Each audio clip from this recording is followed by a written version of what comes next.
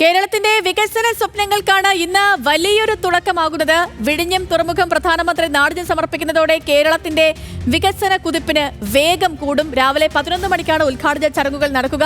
ഗവർണറും മുഖ്യമന്ത്രിയും ഉൾപ്പെടെ ക്ഷണിക്കപ്പെട്ട അതിഥികൾ പങ്കെടുക്കുമ്പോൾ പ്രതിപക്ഷ നേതാവ് വി ഡി സതീശൻ ചടങ്ങിൽ നിന്നും വിട്ടുനിൽക്കും. തിരുവനന്തപുരത്ത് അതീവ സുരക്ഷയാണ് ഒരുക്കിയിരിക്കുന്നത്. വിവരങ്ങളുമായി ബിനിൽ, ലീല സാബു, ചന്തു ചന്ദ്രശേഖറുമുണ്ട് നമുക്കൊപ്പം. വിഴിഞ്ഞത്തു നിന്ന് ആദ്യം ബിനിലേക്കാണ്. ബിനിൽ, ഇപ്പോ നിലവിൽ നമുക്ക് ലഭിച്ചിരിക്കുന്ന വിവരങ്ങളൊക്കെ അനുസരിച്ച്, ഉദ്ഘാടന ചടങ്ങിന്റെ വിവരങ്ങളൊക്കെ അനുസരിച്ച് ഈ 10:30 പ്രധാനമന്ത്രി വിഴിഞ്ഞത്തേക്ക് എത്തുമെന്നാണ്. പിന്നീട് 25 മിനിറ്റ് പദ്ധതി പ്രദേശത്തേക്ക് സന്ദർശനം.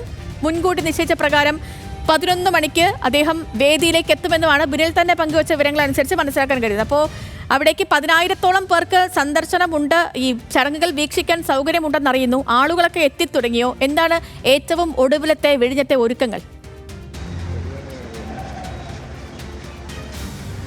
സേതുവിൻ്റെ ഒടുവിലെ ചോദ്യത്തിലേക്ക് തന്നെ നമുക്ക് പോകാം. ഇപ്പോൾ ദൃശ്യങ്ങൾ തന്നെ കാണാം, ആളുകളുടെ നീണ്ട ഒരു നിരയുണ്ട്. ഏകദേശം 1 മണിക്കൂറിന് മേലെയായി ഈ നിര ഇങ്ങനെ കാണാം. അത് ഈ പ്രധാന കവാടത്തിൽ അവിടെ വാഹനത്തിറക്കിയ ശേഷം ആളുകൾ ഇങ്ങോട്ടേക്ക് നടന്നു വരണം. അങ്ങനെ ആളുകൾ അകലെ നിന്ന് നടന്നു വരുന്നത് നമുക്ക് കാണാം. ഏകദേശം 10,000-ഓളം ആളുകൾക്ക് പങ്കെടുക്കാനുള്ള സൗകര്യമാണുള്ളത്. ഒരുപക്ഷെ അതിന് മുകളിലേക്ക് ആളുകൾ എത്തിയേക്കുമെന്നാണ് നമുക്കിപ്പോൾ ലഭ്യമാകുന്ന ഈ തിരക്ക് കണ്ടിട്ട് അതാണ് നമുക്ക് മനസ്സിലാക്കാൻ കഴിയുന്നത്. എന്തായാലും ആളുകളോട് നമുക്ക് ചോദിക്കാം. നമ്മുടെ ഒരു അഭിമാന മുഹൂർത്തമാണ്, എന്താ തോന്നുന്നു? വലിയ സന്തോഷമാണ്. ഈ ഒരു പദ്ധതി ഇവിടെ നടപ്പായതിൽ കേരളത്തിലല്ല, ഇന്ത്യ ഒട്ടാകെ അഭിമാനമാണ്. ആദ്യമായിട്ടാണ് ഇവിടേക്ക് വരുന്നത്? ആദ്യമായിട്ടാണ് ഇവിടെ വരുന്നത്. വലിയ സന്തോഷം. എന്താ തോന്നുന്നു? വലിയ സന്തോഷം. ചേട്ടാ എവിടുന്നാ വരുന്നത്? ബാലരാമപുരം.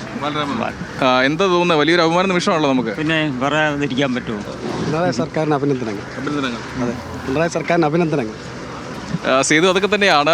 ആളുകൾ വലിയ സന്തോഷത്തിലാണ്. അവർക്ക് ഈ തുറമുഖം കാണാനും അത് പ്രത്യേകിച്ച് അതിൻ്റെ കമ്മീഷനിങ് ആണ്, അപ്പോൾ അതിൻ്റെ പ്രവർത്തനങ്ങൾ കാണാനൊക്കെയാണ് ആളുകൾ ഇവിടേക്ക് എത്തിയിട്ടുള്ളത്. എന്തായാലും ആളുകൾ വലിയ സന്തോഷത്തിലാണ്. ഇനിയിപ്പോൾ വളരെ കുറച്ച് നേരം കൂടി മാത്രമേ ഉള്ളൂ. 9:45 കൂടി പ്രധാനമന്ത്രി പാങ്ങോട് മിലിറ്ററി ക്യാമ്പിലേക്ക് പോകും. അവിടെ നിന്നുമാണ് അദ്ദേഹം പ്രത്യേക ഹെലികോപ്റ്ററിൽ ഇവിടേക്ക് വരിക. ഈ തുറമുഖത്തിനകത്ത് ഹെലിപ്പാഡ് തയ്യാറാക്കിയിട്ടുണ്ട്. അവിടെയാണ് പ്രധാനമന്ത്രി ഇറങ്ങുക. അതിനുശേഷം അദ്ദേഹം 25 മിനിറ്റോളം, ഏകദേശം 10:30 കൂടി ഇവിടേക്ക് വരിക. അതിനുശേഷം ഈ പോർട്ട് അദ്ദേഹം നടന്ന് കാണും എന്നാണ് നമുക്ക് ലഭിക്കുന്ന വിവരം. ആ ഒരു ഷെഡ്യൂൾ നമുക്ക് ലഭിച്ച പ്രകാരം അദ്ദേഹം 25 മിനിറ്റോളം നടന്ന് കാണുമെന്നാണ് നമുക്ക് അറിയാൻ കഴിയുന്നത്. പ്രത്യേകിച്ച് നമ്മൾ നേരത്തെയൊക്കെ പറഞ്ഞ ഓട്ടോമാറ്റിക് ക്രെയിനുകൾ, അതൊക്കെ അതിൻ്റെ പ്രവർത്തനങ്ങളൊക്കെ അദ്ദേഹം നിരീക്ഷിക്കുകയും ചെയ്യും. ഒപ്പം മുഖ്യമന്ത്രി ഉൾപ്പെടെ ഉള്ളവർ ഉണ്ടാവുകയും ചെയ്യും. മുഖ്യമന്ത്രി ഉൾപ്പെടെ വരുന്നത് ഈ റോഡിലൂടെയാകും. മുഖ്യമന്ത്രിയും മറ്റു മന്ത്രിമാരും ഒക്കെ എത്തുക. ഇപ്പോൾ മന്ത്രിമാരൊക്കെ ഇവിടേക്ക് വന്നു തുടങ്ങിയിട്ടുണ്ട്. നേരത്തെ സതീശ് ചെറിയാനും വി എൻ വാസൻ അടക്കമുള്ള മന്ത്രിമാർ അകത്തേക്ക് പോയിട്ടുണ്ട്. എന്തായാലും ഈ പ്രത്യേകിച്ച് ആളുകളുടെ കാര്യങ്ങൾ പറയുകയാണെങ്കിൽ നേരത്തെ പറഞ്ഞതുപോലെ കൂടുതൽ ആളുകൾ ഇവിടേക്ക് വന്നുകൊണ്ടിരിക്കുകയാണ്. ചേട്ടാ, വലിയൊരു അഭിമാന നിമിഷമാണ്, എന്താ തോന്നുന്നത്? തീർച്ചയായിട്ടും വലിയൊരു അഭിമാന നിമിഷമാണ്. ഞങ്ങളുടെ തിരുവനന്തപുരത്തുകാർക്ക് അഭിമാനിക്കാൻ പറ്റിയ ഒരു ദിനമാണ്. തീർച്ചയായിട്ടും പണ്ട് മുതലേ നമ്മുടെ ഒരു മോദിജി പറഞ്ഞതുപോലെ ഒരു സ്വപ്ന പദ്ധതിയായിരുന്നു വിഴിഞ്ഞം പദ്ധതി. അത് യാഥാർത്ഥ്യമാക്കിയതിൽ വളരെ അഭിമാനത്തോടു കൂടിയാണ് ഇന്ന് വന്നത്.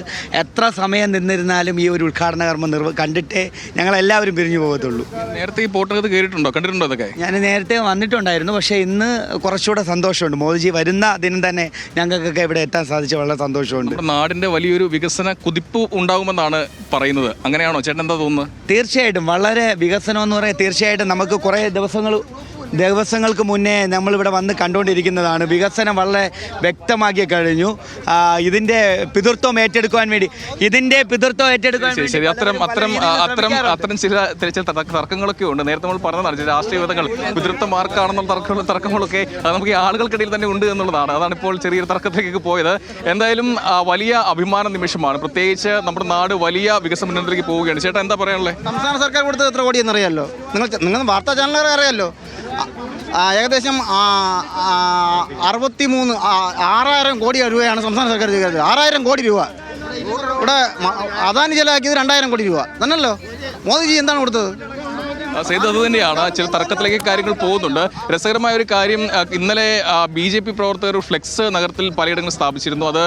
ഇത് വികസനം പോർട്ട് യാഥാർത്ഥ്യമാക്കിയ പ്രധാനമന്ത്രിക്കും സർക്കാരിന് അഭിനന്ദനങ്ങൾ എന്ന് പറഞ്ഞാണ് ബോർഡ് വെച്ചത്. തൊട്ടടുത്ത് തന്നെ DYFI മറ്റൊരു ബോർഡ് വെച്ചു. അതിൽ സംസ്ഥാന സർക്കാർ 5,000 കോടി മുടക്കുന്നു. അതോടൊപ്പം തന്നെ അദാനി പോർട്ട് 2,000 കോടി മുടക്കുന്നു. ഈ കേന്ദ്രം തരുന്നത് 0, ഒന്നും തരുന്നില്ല എന്നാണ് DYFI ബോർഡ് വെച്ചത്. മാത്രമല്ല VGFന്റെ കാര്യം നമ്മൾ പറഞ്ഞു, അത് വയബിലിറ്റി ഗ്യാപ്പ് ഫണ്ടാണ്. അത് ഗ്രാൻഡായിട്ട് ലഭ്യമാകേണ്ടതാണ്. എന്നുള്ളതാണ്. മറ്റ് സംസ്ഥാനങ്ങൾക്ക് ഗ്യാപ് ഫണ്ടായിട്ട് അത് ഗ്രാൻഡായിട്ട് കിട്ടി, പക്ഷേ നമുക്കത് വായ്പയായിട്ടാണ് കിട്ടുന്നത്. അതിനെതിരെ വലിയ പ്രതിഷേധമുണ്ട്. ആ ഫ്ലെക്സിൽ അക്കാര്യം സൂചിപ്പിക്കുകയും ചെയ്യുന്നുണ്ട്. എന്തായാലും നമ്മൾ ചോദിച്ച ചേട്ടന്മാരൊക്കെ ചില തർക്കങ്ങളൊക്കെ അങ്ങോട്ടും ഇങ്ങോട്ടും ഉണ്ട്. അത് നടക്കട്ടെ. എന്തായാലും വലിയ അഭിമാന നിമിഷമാണ്. അതിൻ്റെ യാഥാർത്ഥ്യമാകാൻ, കമ്മീഷനിങ് യാഥാർത്ഥ്യമാകാൻ ഇനി കുറച്ച് സമയം കൂടി മാത്രം കാത്തിരുന്നാൽ മതി. ഏറെ വർഷമായി നമ്മൾ കാത്തിരിക്കുന്ന പദ്ധതിയാണ്. ഇപ്പോൾ ഇവിടേക്ക് MLA-മാരൊക്കെ വരുന്നത് നമുക്ക് കാണാം. MLA-മാർ വരുന്നുണ്ട്, അതോടൊപ്പം തന്നെ മറ്റു മന്ത്രിമാർ, അതോടൊപ്പം തന്നെ മേയർ നേരത്തെ എത്തി. അങ്ങനെ വാഹന സൗകര്യങ്ങൾ, അതായത് പുറത്ത് വാഹനങ്ങൾ നിർത്തി ആളുകൾ ഇവിടേക്ക് നടന്നാണ് ഇവിടേക്ക് എത്തുക. എന്തായാലും വലിയ നീണ്ട നിര, ആളുകളുടെ നീണ്ട നിര, അതായത് നമ്മുടെ സംസ്ഥാനത്തിൻ്റെ അഭിമാനമാണ്, സ്വപ്നമാണ്. അത് യാഥാർത്ഥ്യമാകുമ്പോൾ അതിന് സാക്ഷിയാകാനാണ് ഇത്രയും ആളുകൾ ഇവിടേക്ക് വരുന്നത്. എന്തായാലും ആളുകളെയൊക്കെ കൃത്യമായി പരിശോധിച്ച് ID കാർഡ് കാണിച്ചാണ് അകത്തേക്ക് കയറ്റി വിടുന്നത്. എന്തായാലും ഉദ്ഘാടന ചടങ്ങ് കൃത്യം 11 മണിക്ക് ആരംഭിക്കും. അത് 1.5 മണിക്കൂറാണ് നീണ്ടു നിൽക്കുക. അതിൽ പ്രധാനമന്ത്രി 45 മിനിറ്റ് സംസാരിക്കുമെന്നാണ് നമുക്ക് മനസ്സിലാക്കാൻ കഴിയുന്നത്. ആ പ്രധാനമന്ത്രി എന്താണ് സംസാരിക്കുക എന്നുള്ളതാണ് നമുക്ക് കാത്തിരുന്ന് കാണേണ്ടത്. പ്രത്യേകിച്ച് പുതിയ പ്രഖ്യാപനങ്ങൾ ഉണ്ടാകുമോ, പുതിയ പദ്ധതികൾ ഉണ്ടാകുമോ, എന്താണ് വിഴിഞ്ഞം തുറമുഖത്തിന് ഇനി മുന്നോട്ട് ഉള്ള പോക്കിൽ എന്തൊക്കെ പദ്ധതികൾ, എന്ത് തുക അനുവദിക്കും, കൂടുതൽ തുക അനുവദിക്കുന്ന കാര്യങ്ങൾ പറയുമോ എന്നുള്ള കാര്യങ്ങളൊക്കെ നമുക്ക് കാത്തിരുന്ന് കാണേണ്ടതുണ്ട്. എന്തായാലും ചില തെരഞ്ഞെടുപ്പുകളൊക്കെ വരുന്നുണ്ട്. അതുകൊണ്ട് ചില പ്രഖ്യാപനങ്ങളൊക്കെ പ്രധാനമന്ത്രിയുടെ ഭാഗത്ത് നിന്ന് ഉണ്ടാകും എന്നാണ് നമുക്ക് മനസ്സിലാക്കാൻ കഴിയുന്നത്. നിലവിൽ എന്തായാലും നമുക്ക് മന്ത്രി VN വാസവൻ നമ്മളോട് സംസാരിച്ചപ്പോൾ പോലും 2028 3ഉം 4ഉം ഘട്ടങ്ങൾ നമ്മൾ പൂർത്തിയാക്കുമെന്നാണ് അദ്ദേഹം വളരെ ആത്മവിശ്വാസത്തോടു കൂടി സംസാരിച്ചത്. അപ്പോൾ അങ്ങനെയെങ്കിൽ പ്രധാനമന്ത്രിയുടെ ഭാഗത്തു നിന്ന് ഒരു പ്രഖ്യാപനം കേരളം പ്രതീക്ഷിക്കുന്നുണ്ട്.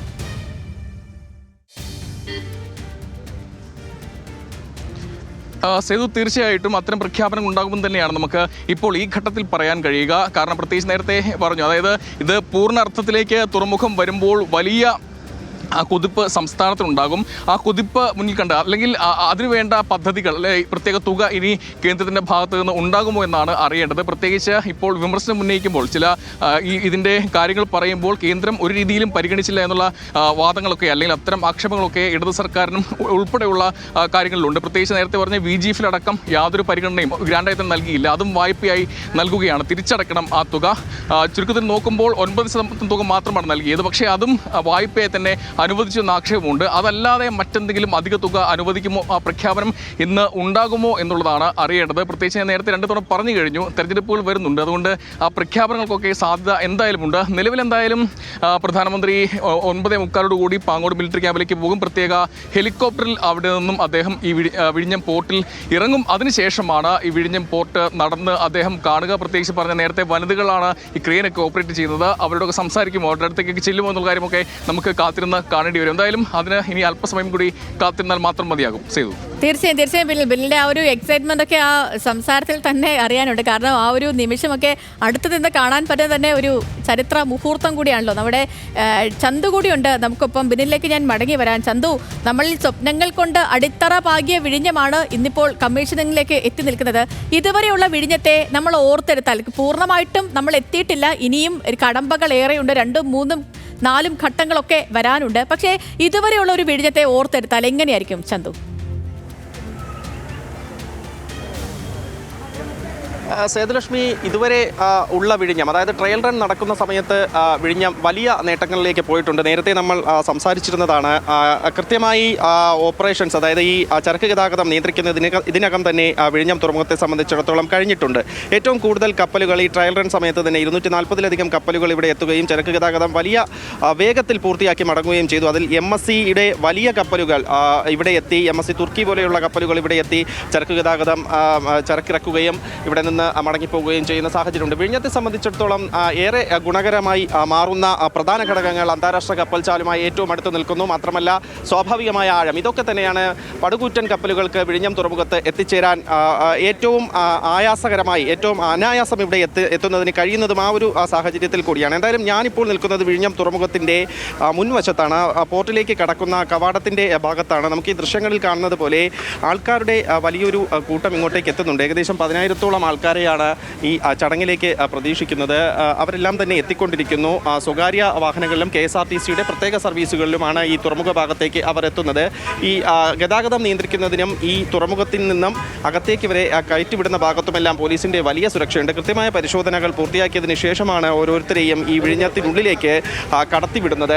എല്ലാവരും അവരവരുടെ ID കാർഡ് നിർബന്ധമായി കയ്യിൽ കരുതണമെന്ന നിർദ്ദേശം നേരത്തെ തന്നെ നൽകിയിരുന്നു. വലിയ തരത്തിൽ ആളുകൾ ഇപ്പോൾ എത്തിക്കൊണ്ടിരിക്കുകയാണ്. നേരത്തെ ബിനിൽ സൂചിപ്പിച്ചതുപോലെ തന്നെ പ്രധാനമന്ത്രി പ്രധാനമന്ത്രി എത്താൻ ഇനി നിമിഷങ്ങൾ മാത്രമാണ് ബാക്കിയുള്ളത്. അപ്പോൾ സ്വാഭാവികമായും ചടങ്ങ് 11 മണിയോട് കൂടിയാണ് ആരംഭിക്കുകയെങ്കിലും പ്രധാനമന്ത്രി എത്തുന്നതിന് മുൻപ് തന്നെ ഈ പ്രവേശനം ഇവിടെ അവസാനിപ്പിക്കും. അതുകൊണ്ട് തന്നെ നേരത്തെ എത്തി അകത്തേക്ക് അവരുടെ ഇരിപ്പിടങ്ങൾ സ്വന്തമാക്കുന്നതിന് വേണ്ടിയാണ് കൂടുതൽ ആൾക്കാർ ഈ പ്രദേശത്തേക്ക് എത്തിക്കൊണ്ടിരിക്കുന്നത്. എന്തായാലും വലിയ രീതിയിലുള്ള ഒരു ഒഴുക്ക് ജനങ്ങളുടെ ഭാഗത്തു നിന്നും വിഴിഞ്ഞം തുറമുഖവുമായി ബന്ധപ്പെട്ട് ഉണ്ടാകുന്നു എന്ന കാര്യം എടുത്ത് പറയേണ്ടതാണ്. പ്രധാനമായും പ്രധാനമന്ത്രി നാടിനി സമർപ്പിക്കുന്നത് കേരളത്തിന്റെ അഭിമാനം തന്നെയാണ്. അതുകൊണ്ട് തന്നെയാണ് ഇത്രയധികം ആൾക്കാർ ഇവിടേക്ക്.